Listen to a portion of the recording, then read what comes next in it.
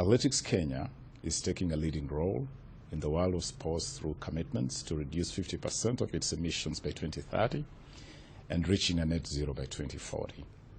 In the words of Ban Ki-moon, we are the first generation to be able to end poverty and the last generation that can take steps to avoid the worst impacts of climate change. Future generations will judge us harshly if we fail to uphold our moral and historical responsibilities.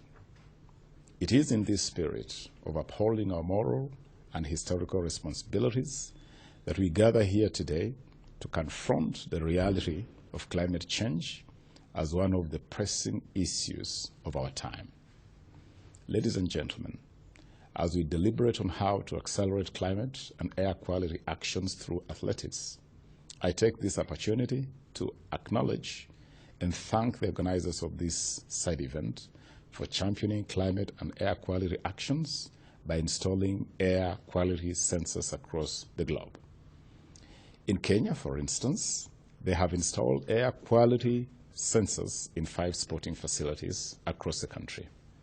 The data from the sensors will enable us to put in measures to control air pollution around sporting facilities to ensure that our athletes train and compete in a clean environment. Excellencies, it is time to propel climate action beyond the historical commitments.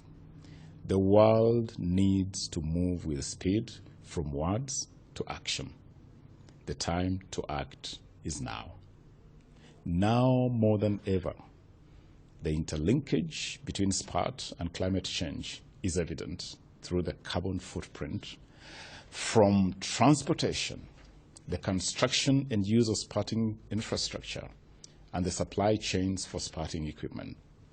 However, while sport is regarded as a perpetrator and a casualty of climate change, it can play an important role in addressing the impacts of climate change.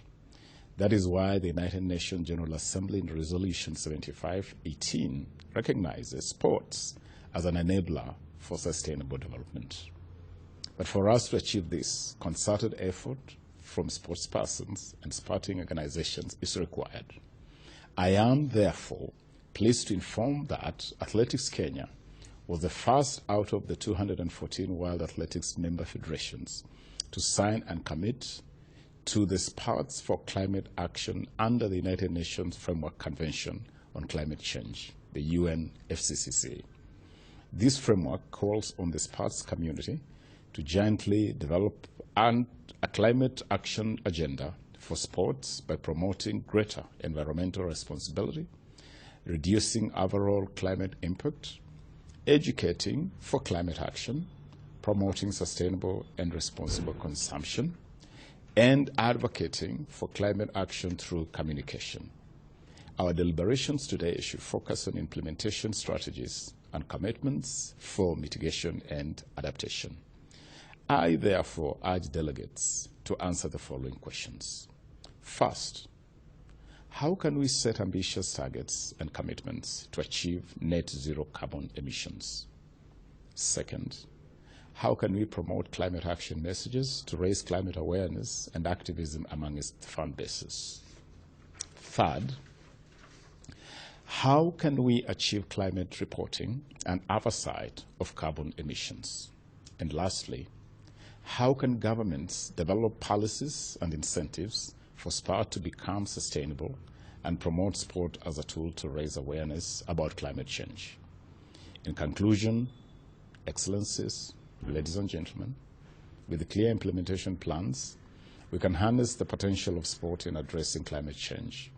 I therefore call on athletics federations from other countries to join Athletics Kenya in championing the cause of climate change to ensure that future generations of athletes also have the chance to break world records in a clean and safe environment.